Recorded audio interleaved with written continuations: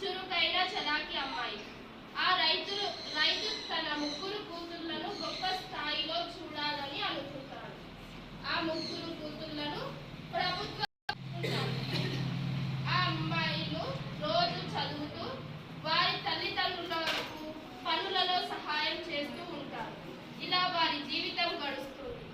ఇప్పుడు వాణి 10వ తరగతి చదువుతూ బోర్డు పరీక్షల కొరకు సిద్ధమవుతుంది. ఒకరోజు వానల వల్ల పంట నష్టం వచ్చి రైతు చాలా బాధపడుతూ ఉంటారు.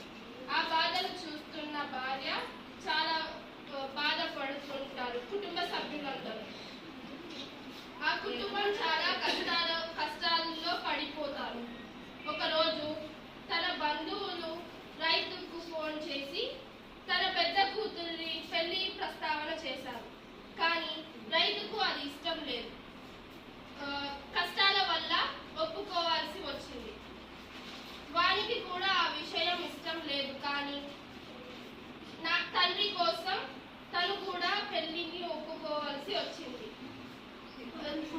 రైతు డబ్బులు లేక తన ఉన్న పొలంలో నుంచి 1 ఎకరం పొలాన్ని అమ్మి కట్నం కింద డబ్బులు తీసుకొస్తాడు. వాణిని కుమార్ అనే డబ్బు ఉన్న అబ్బాయికి ఇచ్చి పెళ్లి చేస్తారు.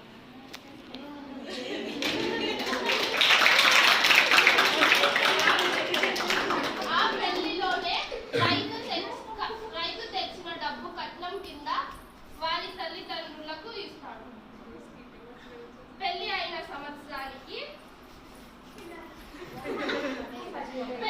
సంవత్సరానికి వారికి ఒక కొడుకు పుడతాడు.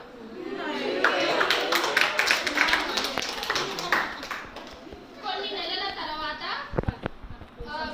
కుమార్ ఒక పనిపై బయటకు వెళ్తాడు. యాక్సిడెంట్ అయి ప్రాణాలు విడిస్తాడు. ఈ విషయం విన్న వాణి మరియు వారి కుటుంబ సభ్యులు అందరూ చాలా బాధపడతారు.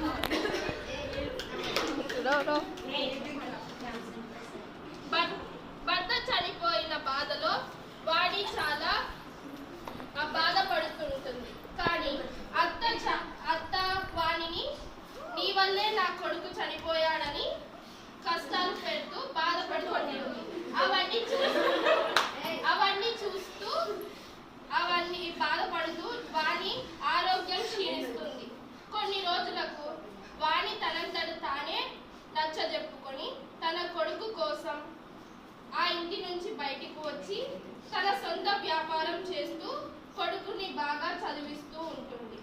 ఇవన్నీ చూస్తున్న తండ్రి ఆయన చాలా పెద్ద తప్పు చేశారని అనుకొని కనీసం తన మిగిలిన ఇద్దరు కూతుళ్ళనన్నా బాగా చదివించాలని అనుకుంటాడు. ఇప్పటి నుంచి బాల్య వివాహం అనేది చేయకూడదని నిశ్చయించుకుంటాడు.